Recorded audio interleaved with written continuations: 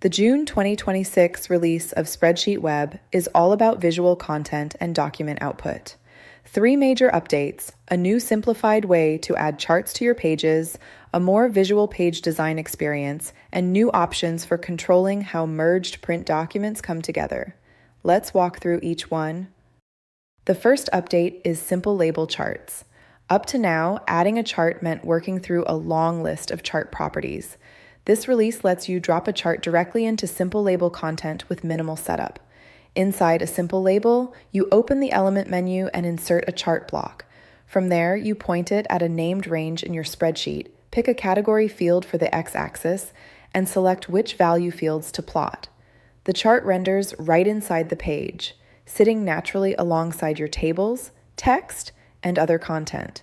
Because it automatically picks up your application's styling, there is no custom CSS needed to keep everything looking consistent. The second update is a more visual page design experience.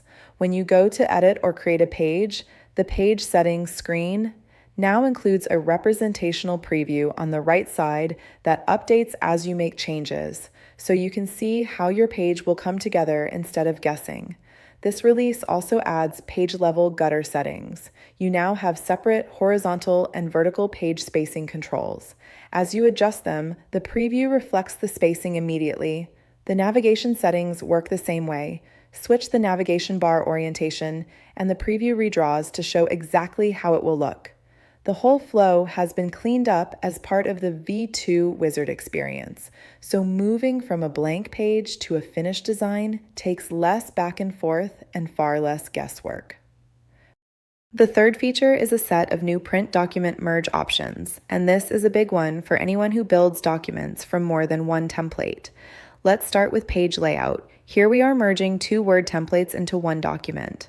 The first one holds images and charts, and it's built in Portrait. The second one holds tables, and it's built in Landscape. When you create a print process document, you now see a new option below the file upload: Preserve Page Layout. Before this feature, the whole merged document took its orientation from the first template. Since the first template is Portrait, every page was forced to Portrait, including the Landscape tables, which got squeezed and broke the layout. Now we turn on Preserve Page Layout option. When the user clicks it, each template keeps its own orientation. In the final document, the chart page stays Portrait and the table page comes through in Landscape, exactly the way each one was designed. The companion option is Preserve Headers and Footers. When you merge documents, this gives you direct control over carrying each template's headers and footers through into the final file. Working from the Print Process Documents list, we edit an existing document. In the document settings, we make sure the preserve options are enabled, then update the document.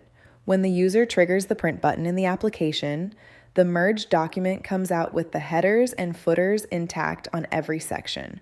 You can see the table page header sitting at the top of each merged section and the page 2 footer in place at the bottom.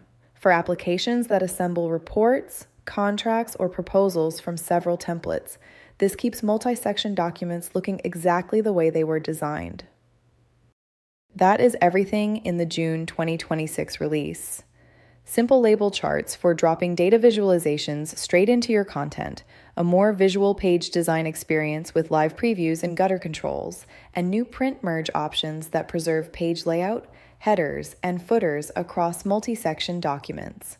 This release also includes a range of smaller refinements, including Excel-style workbook zoom controls, configurable workspace invitation expiration windows, and various security and reliability improvements.